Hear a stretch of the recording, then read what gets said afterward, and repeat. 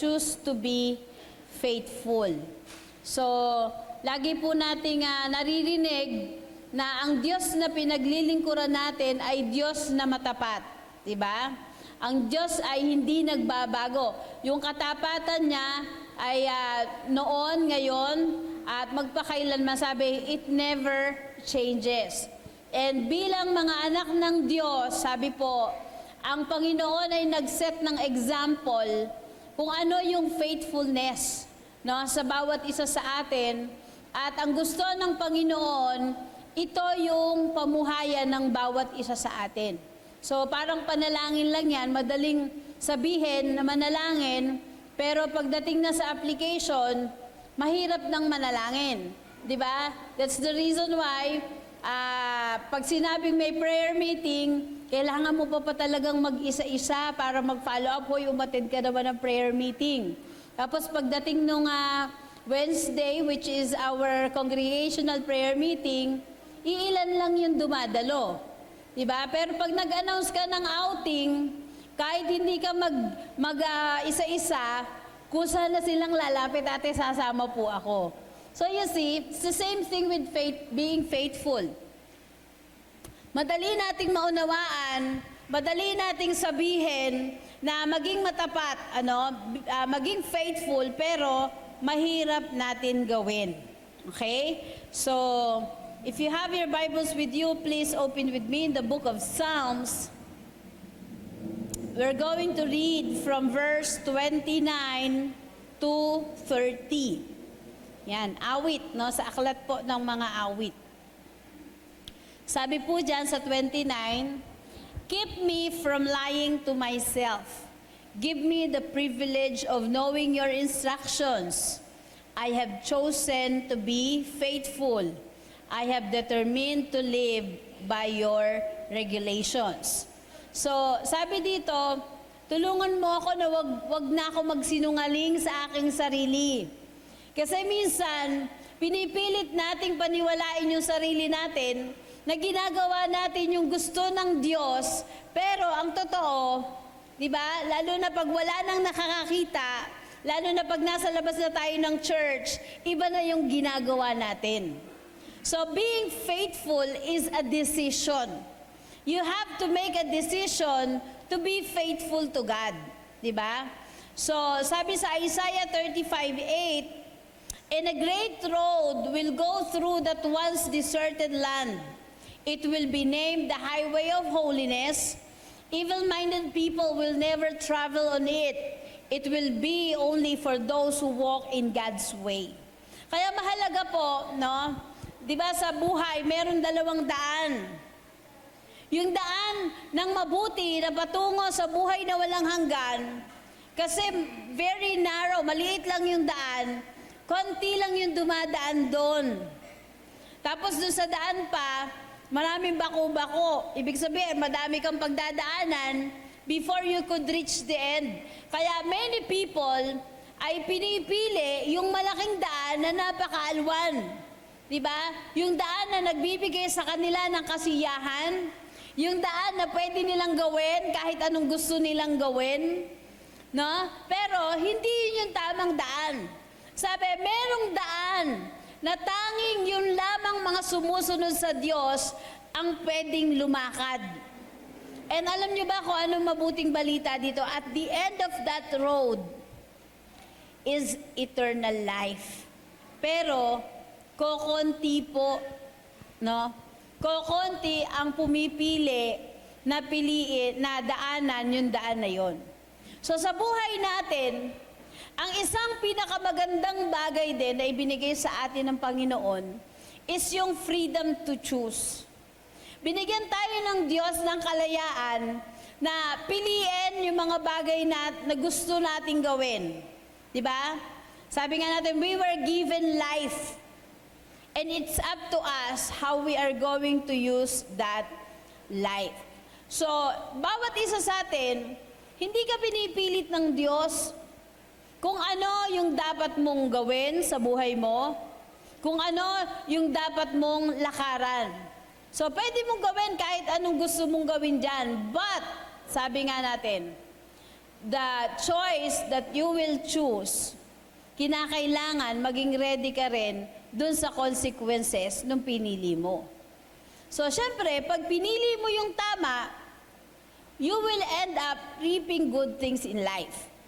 Pag pinili mo yung mali, syempre, di ba, anong sabi ng Bible? Ang kabayaran ng kasalanan ay kamatayan. No? Kaya, it's the same thing sa loob ng church. Nasa sa atin kung paano natin pamumuhayan yung buhay natin. No? But laging mahalaga, wag natin kalilimutan na at the end of our life, meron tayong accountability, no? Meron tayong pananagutan na sasabihin sa Panginoon kung paano natin ginamit yung buhay natin. 'Di ba? Parang ganito lang yan. Pwede ka namang hindi pumunta sa church eh. Kung feeling mo, tama yun. 'Di ba sabi ng iba, I may be physically absent, but my heart is there. Kaya tignan nyo po, baka yung nauupuan nyo, merong puso dyan. Yung puso ng mga absent. Kasi sabi niya, narito daw yung kanilang yung kanilang puso. So, we were given freedom to choose. Pero lagi nating tandaan, ang laging paalala ng Panginoon, maging matalino tayo sa ating pagpili.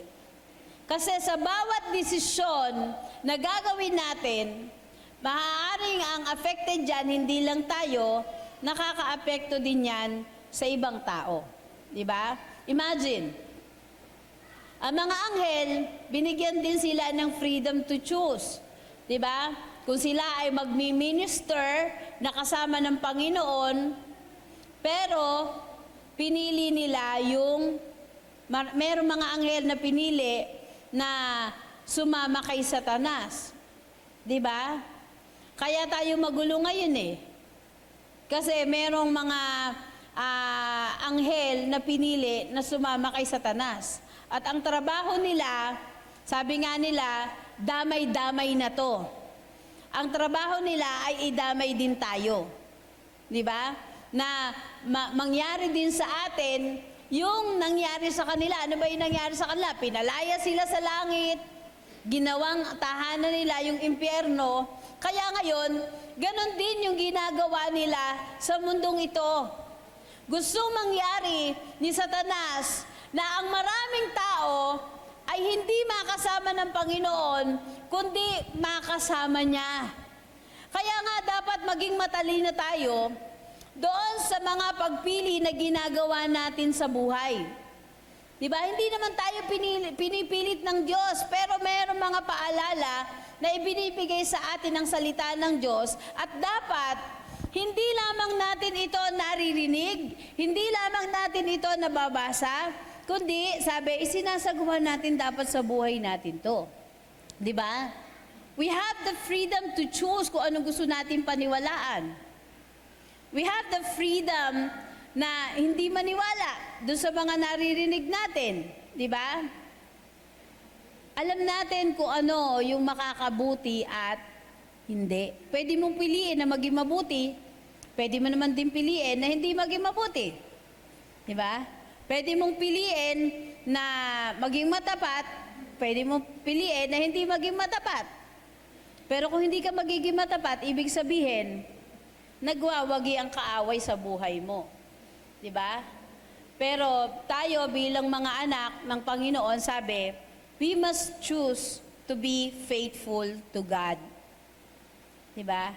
Ang pagpili natin, ang bunga ng pagpili natin, ang resulta niyan hindi lang ngayong hinaharap na ito. 'Di ba? Maging sa buhay natin after dito sa lupa, may experience natin yung resulta ng pagpili na ginawa natin dito. Di ba si Satan, isang beses lang siyang pumili. Pinili niya pa yung buhay na malayo sa Panginoon. Kaya ano nangyari? Hanggang ngayon, malayo siya sa Diyos. Hindi siya nagtatamasa nung buhay na mabuti. Kasi not unless you are connected to God, you will never experience the best things in life. You may gain riches, di ba? You may be successful in your career, but it will never give you satisfaction. Why? Kasi hindi ka connected sa Panginoon. And lagi natin tandaan, no, wag na wag kalilimutan. Sabihin mo sa katabi mo, wag na wag kalilimutan. Yung lahat ng ating pagpili, meron yan palaging consequences. So, okay lang kung ang consequences, ikaw lang affected. Kaya lang, madalas, yung mga pagpili natin sa buhay, maraming naaapektuhan na tao. Diba? Kaya, you think twice. Bago ka gumawa ng isang bagay, think twice. Sabi nung, ano yung third law na of motion ni Newton? For every action, balik tayo sa high school. High school yun di ba? For every action, there is an equal and opposite reaction. Ayan. So, ayan, nalimutan nyo na yung science nyo. Lagot kayo sa mga science professor.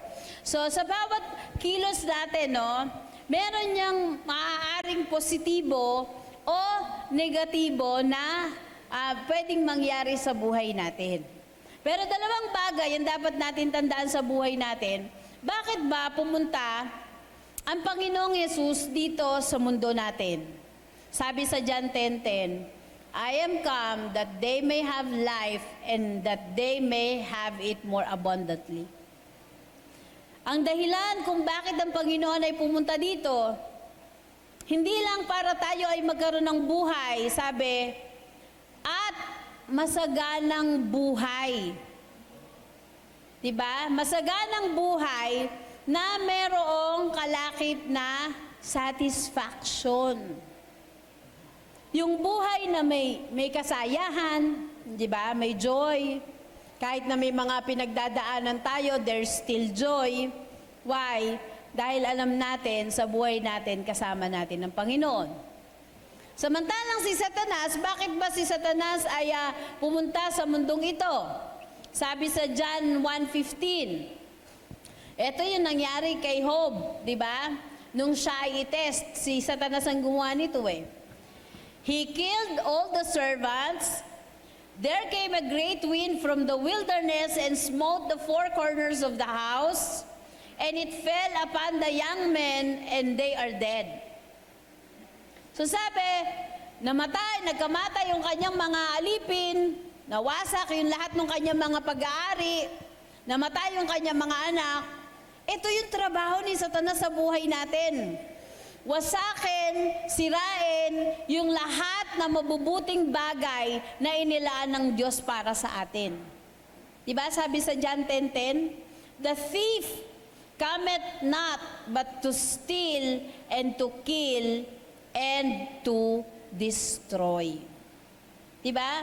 Kaya pag mayroong mga bagay na nangyayari sa buhay natin na nasisira sa buhay natin, dapat maging alerto tayo. Kasi ibig sabihin, nakapenetrate si Satanas sa buhay natin. So anong dapat nating gawin? Diba? Sabi, resist the devil and he will flee from you. Kailangan mong labanan. Diba tayo yung mga mandirigma? Kaya nga lagi may paalala sa atin ng Bible, sabi sa Romans 12:2, do not conform to the pattern of this world, but be ye transformed by the renewing of your mind.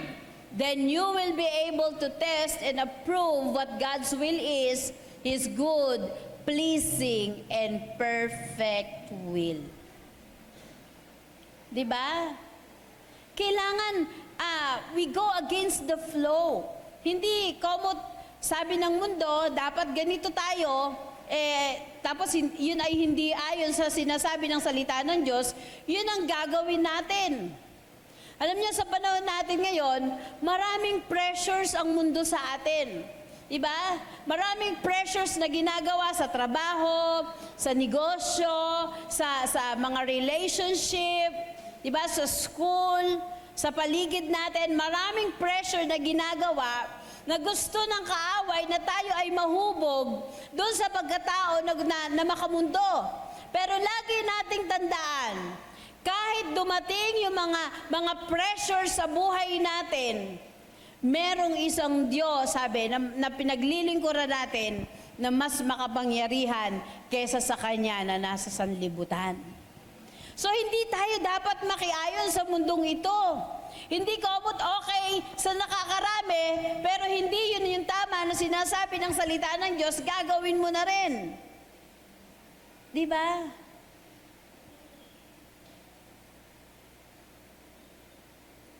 Sana, maging sa karamihan ng gumagawa ng hindi tama, manatili pa rin tayo na asin at ilaw ng sanlibutan na ito. Diba? We need to make sacrifices. Huwag kayong matakot or huwag kayong malungkot kung minsan kailangan nating mag-sacrifice para magawa natin yung kalooban ng Panginoon sa buhay natin, di ba? Kita nyo ba? Marami na ngayon, kahit Kristiyano, matigas ang ulo. I don't want to sacrifice my pleasure. Gusto ko easy lang ang buhay, hindi nagpe-pray. Minsan lang, pag may kailangan. Hindi ganun ang buhay na gusto ng Panginoon sa atin. Pwede mo yan gawin, pero hindi ka niyan magagabayan ng tama sa buhay mo. Wag natin kalilimutan yung mga salita ng Diyos na nababasa natin, yung mga salita ng Diyos na naririnig natin, di ba? Sabi sa Romans 6:23, anong sabi doon? The wages of sin is death. Nakakatakot yun, di ba? Pag pinakinggan mo, biruin mo yung kabayaran ng kasalanan, kamatayan. Ibig ba sabihin nun, pag nakagawa ka ng kasalanan, bubulagta ka na lang, mawalan ka ng hininga? We are speaking here of spiritual death. When the Bible speaks of death, ito yung pagkahiwalay ng tao sa Diyos. And sabi, kung gusto mong maranasan yung pinaka-worst na buhay, yun daw yung buhay na malayo sa Panginoon. Pero ang mabuting balita, sabi dun din sa Romans 6, sabi, the gift of God is eternal life through Jesus Christ our Lord.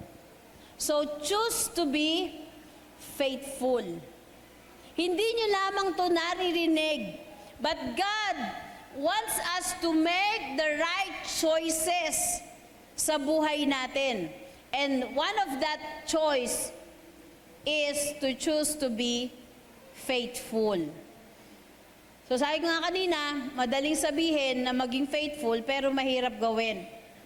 Paano ba tayo magiging faithful sa Lord? Una, sabi dyan, make the first step to the path of righteousness. Diba? Piliin mo na humakbang sa landas ng katuwiran ng Diyos. Every day of our life, it should start at the altar. Yung pasimula ng araw natin, palagi tayo ay pumasok sa presensya ng Panginoon. Let us always be guided by God's Word. Diba? Kung hindi tayo gagabayan ng Diyos, we are weak. Napakadali nating madala sa mga nangyayari sa buhay natin, sa mga pagsubok, sa mga problema. Di ba? Hindi naman pwede na pag merong dumating na problema, pagsubok sa buhay mo, pupunta ka na lang sa isang sulok, iiyak ka na lang. Hindi tayo nilikha ng ganun ng Panginoon. Di ba? We were created to be victorious. We are God's warrior. You are designed to be conqueror. Sabihin mo sa sarili mo, I am designed to be a conqueror. Susme, paano naman kayo mananalo dyan sa parang, I am designed to be a conqueror. Di ba? You have to declare it sa buhay mo. Pag meron kang pinagdadaanan na mahirap, sabihin mo sa sarili mo, I am designed to be a conqueror. Sige nga, tignan natin. Dapat yung pagsasabi nyo, you are declaring it sa buhay nyo. I am designed to be a conqueror. 1, 2, 3. I am designed to be a conqueror. Ayan. Di ba? Ang ganda, di ba mas maganda parang sabayang bigkas? So, we were designed. Kaya every day of our life, kailangan maging focus tayo sa Panginoon. Ano ba yung buhay na gusto ng Diyos na lakaran natin?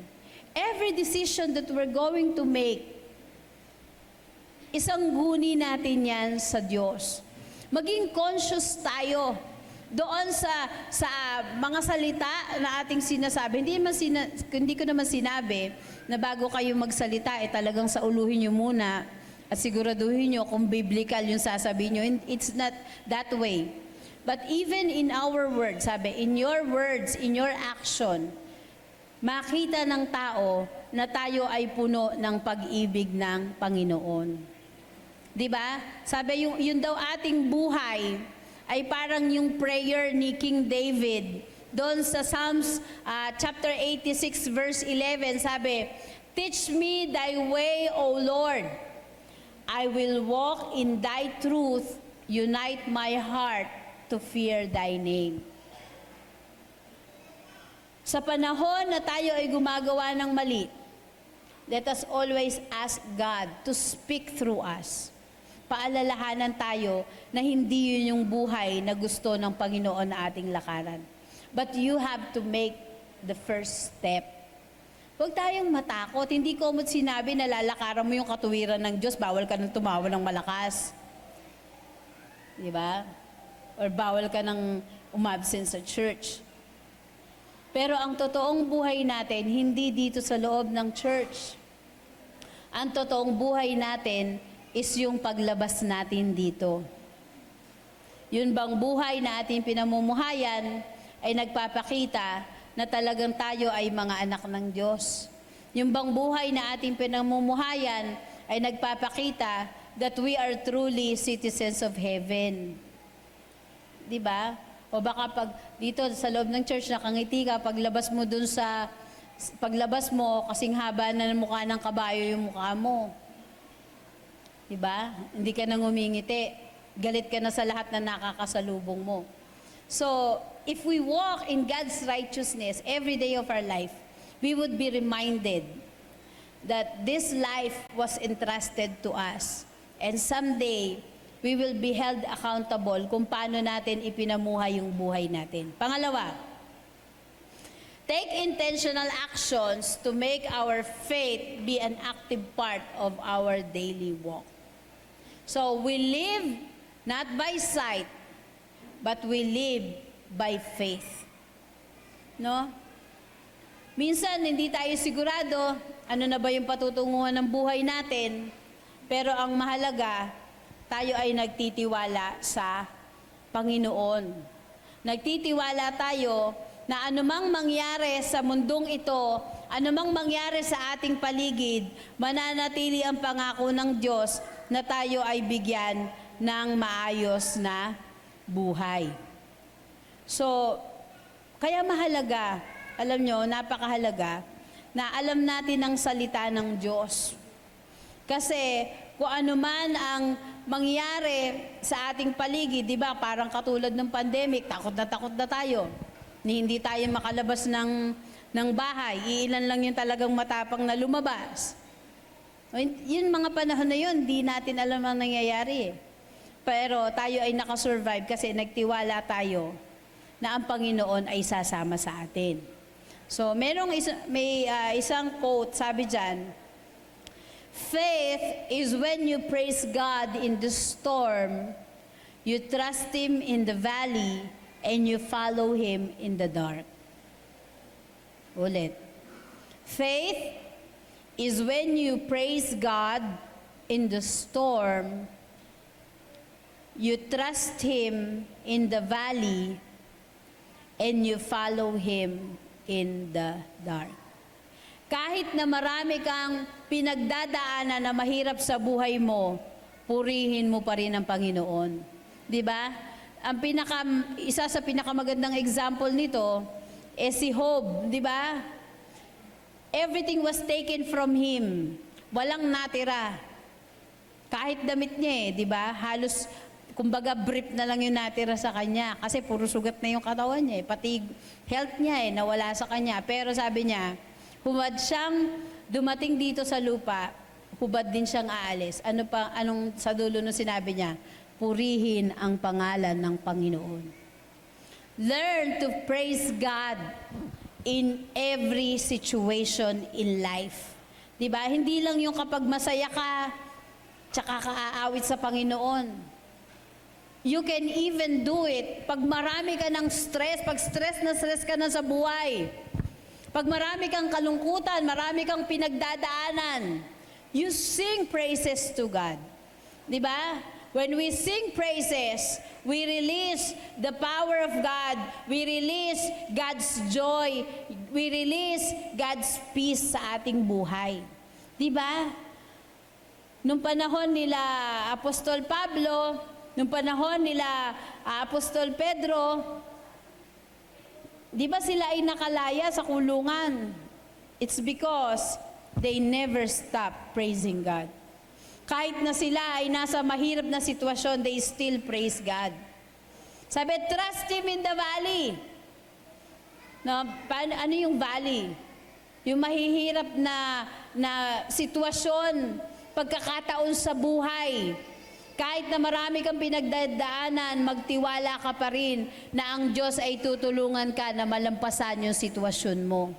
You will never stay in that situation. Malalampasan mo yan. Mapapagtagumpayan mo yan. Why? Because God is always with you. But you have to learn to trust Him. Hindi ka makakagawa ng mga bagay that is beyond your limit if you will never trust in God. Diba? Makakagawa ka ng ordinaryong bagay kasi kaya mo. But if you want to experience doing things that is beyond your capacity, that is beyond your limit, you have to learn to trust God. Diba? And sabi, and follow Him in the dark. Sabi, ay bakit kaya follow Him in the dark? Sabi nung kanta ni Gary Valenciano, Take Me Out of the Dark. Ibig sabihin dyan, kahit hindi ka sure doon sa ipinapagawa sa iyo ng Panginoon, sumunod ka. Bakit? Kapag ang Diyos ang nagpagawa sa iyo, kahit anong mangyari, hindi ka niya iiwan, hindi ka niya pababayaan. God will always be there. Diba? Kaya when we say we trust God, kinakailangan makita yung action natin. Hindi sapat na sinasabi lang natin na nagtitiwala tayo, but we must learn to trust God. Pag alam niya, pag tayo ay natuto magtiwala sa Diyos, we will learn to be faithful in life. Diba? Ang isang example niyan is when it comes to giving.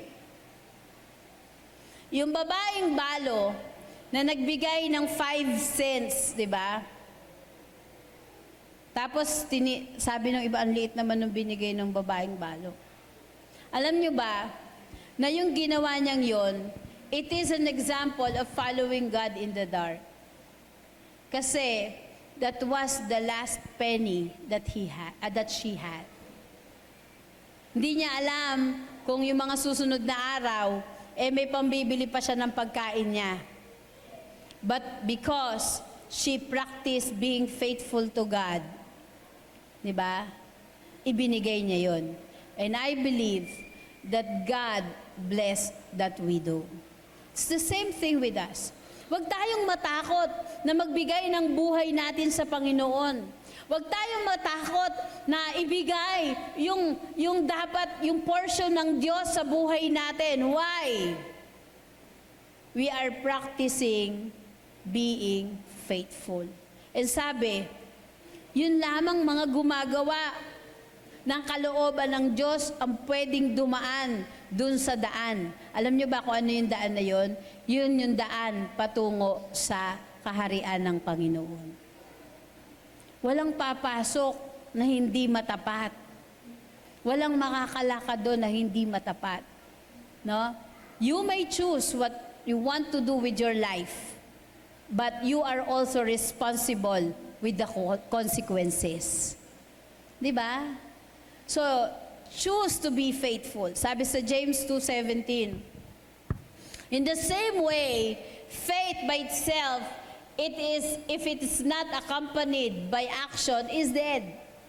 Hindi sapat na sabihin mo na mahal mo ang Panginoon, tapos yung buhay mo, hindi naman nagpapakita na mahal mo ang Diyos. Di ba? Parang halimbawa, ako sasabihin ko, alam mo, Jonard, mahal kita, pero ayok na makita.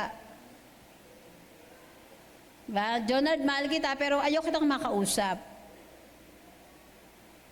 Minsan ganun tayo, di ba? We say we love God, pero andalang natin siyang kausapin. Pag naisipan lang natin, kayo ba? Kung may magsasabi sa inyo na mahal kayo, tapos ayaw kayo makita, ayaw din kayo makausap, maniniwala kayo, mahal kayo nun?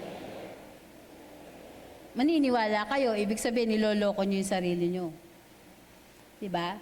So, yung action natin, when we say we believe in God, our action should show that we truly believe in God. No, yung mababaw na version yan, yung New Living Translation, sabi, faith by itself is not enough. Unless it produces good deeds, it is dead and useless. Baliwala yung paniniwala natin sa Diyos, kung walang effect yan dun sa bawat, walang effect sa everyday life natin. Kung walang effect yan sa paraan ng pag-iisip natin. Kung walang effect yan sa paraan ng pagsasalita natin, it should have an effect in our life. If you truly love God, you will obey Him. Diba? If you truly love God, you will be faithful. Kaya nga, sabi, di ba, seek ye first the kingdom of God. Bakit sinabi yun? Because that is one sign of being faithful, if you seek Him first. Hindi naman sinabi na give Him all of your time. Ang sabi lang doon, seek Him first. So sa bawat conversation natin, sana makita ng tao that we are truly God's children. So, gawin nating bahagi ng pang-araw-araw na buhay natin ang pananalangin. Gawin nating bahagi ng pang-araw-araw na buhay natin ang salita ng Diyos. Napakahalaga niyan. Kasi yun yung gabay natin. Ano sabi sa 2 Timothy chapter 2 verse 15? Study to show thyself approved unto God. Kailangan mo mag-aral. Alam niyo, hindi naman na sinasabi diyan, kailangan mo matapos ng college eh. Ang sinasabi diyan na pag-aaralan ay yung salita ng Panginoon. A workman that needed not to be ashamed, rightly dividing the word of truth. Diba? Yung Bible ang sinasabi niyan. Minsan, kaya tayo nahihiya na mag-share ng Word of God kasi ang totoo, wala tayong alam sa Word of God. Ang alam lang natin, Genesis 1:1. In the beginning, God created the heavens and the earth. Dagdagan nyo naman. Sama nyo naman yung John 3:16.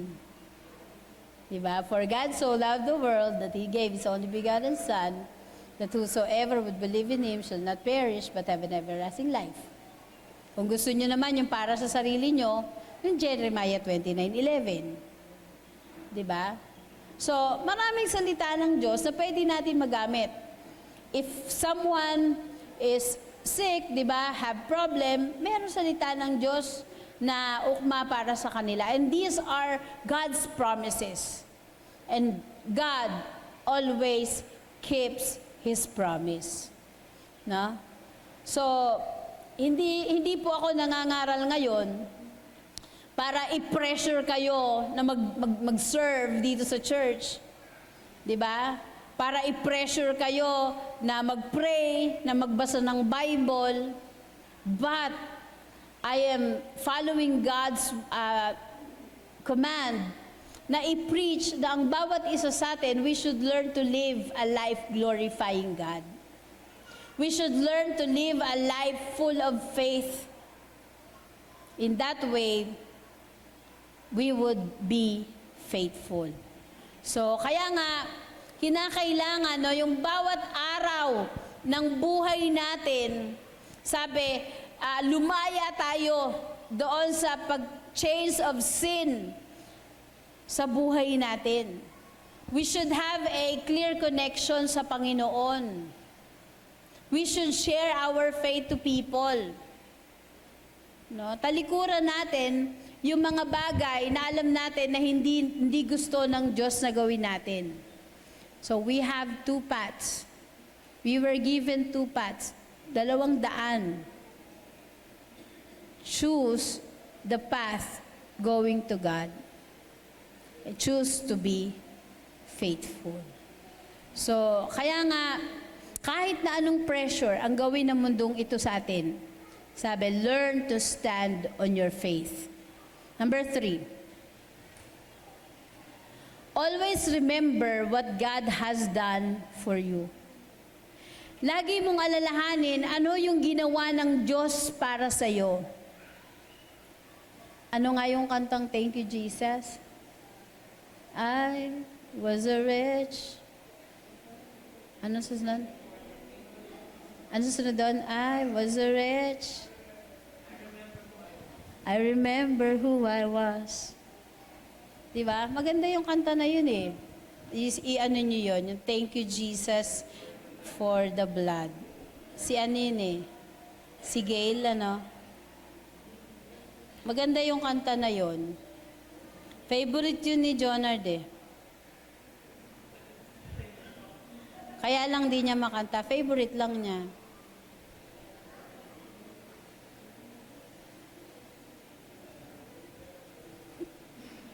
Kantahin mo nga, Jonard.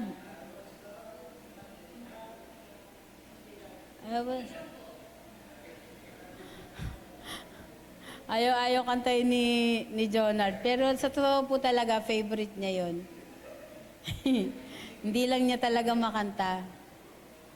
So, alalahanin mo, bakit ang Panginoon ay bumaba dito? Bakit siya nagbigay ng buhay sa'yo? Always remember that God gave up heaven just to be with us and fulfill His promise of salvation. Napaka-komportable niya sa langit, pero iniwan niya yon. Why? Sabi nung kanta, we were on His mind. Diba? Kahit hindi tayo karapat-dapat, pinili pa rin ng Panginoon na iwan ng langit at tayo ay makasama. Ano pa nangyari? Marami siyang dinanas dito. Hindi naman siya sa magandang bahay ipinanganak eh, di ba? Ipinanganak siya sa sabsaban. Bakit niya pinili na sa sabsaban ipanganak? Kasi gusto niya lahat ng level ng buhay ng tao pwede siyang maabot. Di ba? Napakalalim ng pag-ibig ng Diyos sa atin kung iisipin mo. When He was on the cross, He endured the pain. He endured the humiliation. He even endured death. Why? Sabi again nung kanta, When He was on the cross, I was on His mind. Alam niyo, pag naririnig ko yung kantang yon, sobra-sobra yung pasasalamat ko. Sabi ko, Lord, ang dami-daming tao sa mundo, pero isa ako sa pinili mo para iligtas. Isa ako sa pinili mo para maging part ng family mo. And ang pinakamaganda doon, Lord, thank you po. Isa ako sa pinili mo para makasama mo sa langit. So, wag nating sayangin yung ginawang sacrifices ng Lord. Hindi naman natapos dun sa krus yung kanyang trabaho, di ba? Nung siya ay bumalik sa langit, bumalik siya hindi para sa kanya. Bumalik siya sa langit para din sa atin. Bakit siya bumalik? Sabi niya, He will prepare mansions for us. Di ba? Inihanda na niya yung mga titiran natin doon. Pero tayo dito, we are living a life na hindi tinitignan yung paghahandang ginawa ng Diyos. Hindi pa doon natapos yon. Kasi sabi niya, paano yan? Wala na ako, hindi na ako kasama ng mga alagad ko. Hindi na ako kasama ng mga anak ko. Anong ginawa niya? Pinapunta niya, nakapalit yung Holy Spirit para makasama natin at tayo ay magabayan. So I hope that each and every one of us would give importance doon sa mga magagandang bagay, magagandang plano na ginawa ng Diyos para sa atin. Do not put all those efforts into waste. Diba? Lagi mong alalahanin na kung wala ang Panginoon, hindi ganyan yung buhay natin ngayon. We would never experience forgiveness. We would never experience true peace, true joy in life. Pwede ka maging masaya, pero at the end of the day, malungkot ka. Why? Kasi, hindi mo talaga na-experience yung joy na mula sa Diyos. Yung joy na mula sa Diyos, sa masayang pagkakataon, sa mahirap ng pagkakataon, meron ka pa rin kagalakan, masasabi mo pa rin, salamat po, Panginoon. Di ba? So, number 4, sabi, live for God. Every day of our life, we should live in the power of God's Holy Spirit. That's the reason why ibinigay ng Panginoon ang banal na Espiritu to speak through us. Sa panahon na gumagawa tayo ng mali, siya yung magpapaalala ng mali yung ginagawa natin. Alam nyo, ang pinaka nakakalungkot na maging buhay natin, kapag gumagawa tayo ng mali, tapos hindi na tayo nakukonsensya. Gumagawa tayo ng kasalanan, pero wala na tayong conviction.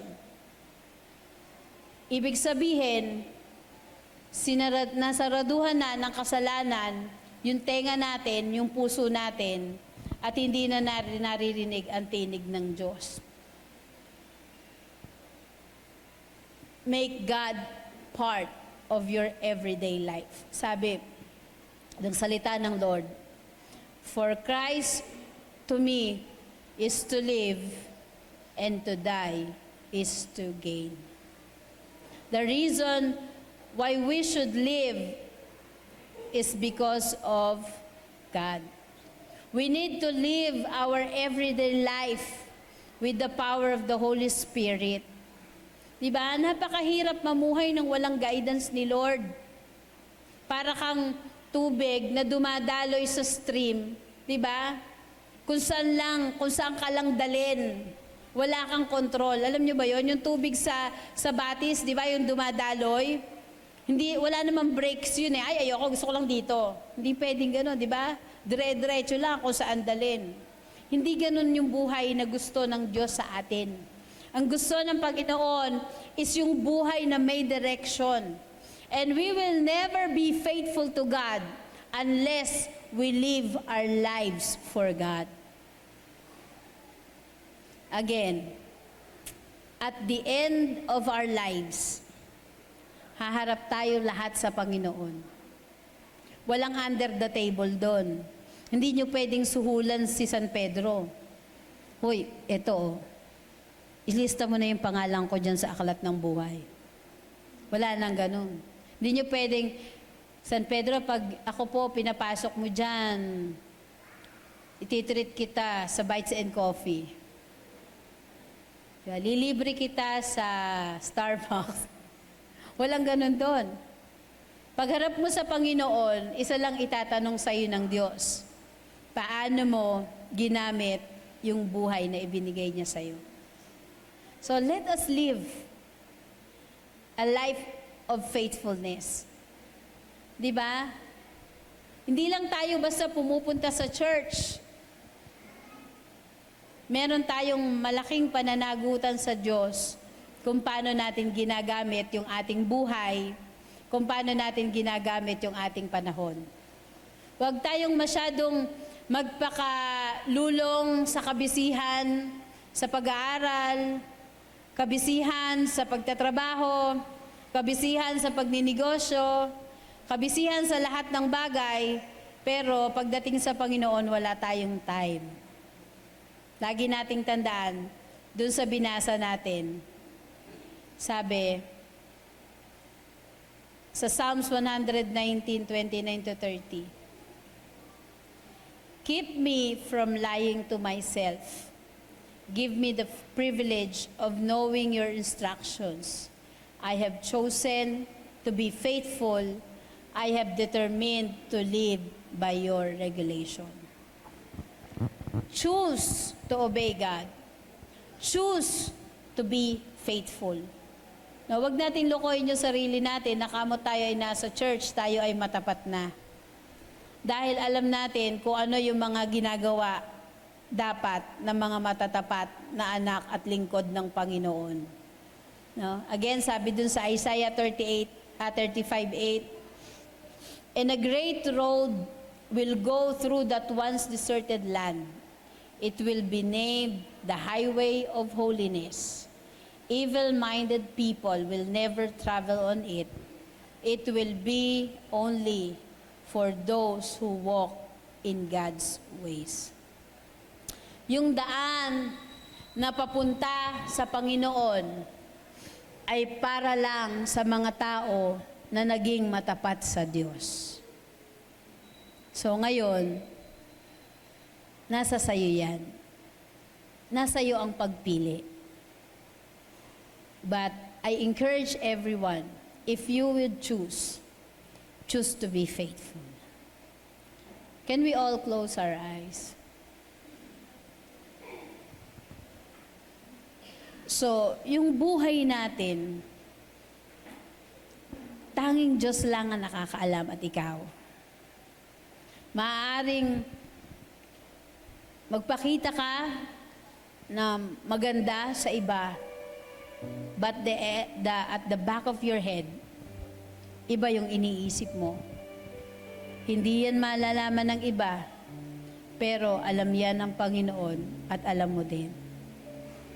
Every action, every decision that you will do in life, you must also be prepared sa magiging resulta niyan sa buhay mo. Thank you, Jesus. Tayong lahat ay manalangin. Hilingin natin sa Panginoon na tayo ay gabayan niya, na sa bawat araw ng buhay natin, matutunan natin maging matapat. Matutunan nating lakaran yung kanyang katuwiran. Tayuan ang ating pananampalataya. Palagi tayo ay humingi ng paggabay ng banal na Espiritu. Alalahanin natin kung paano ginawa ng Panginoon lahat para tayo ay magkaroon ng buhay na walang hanggan. Live your life for God. Choose to be faithful. Tayo manalangin.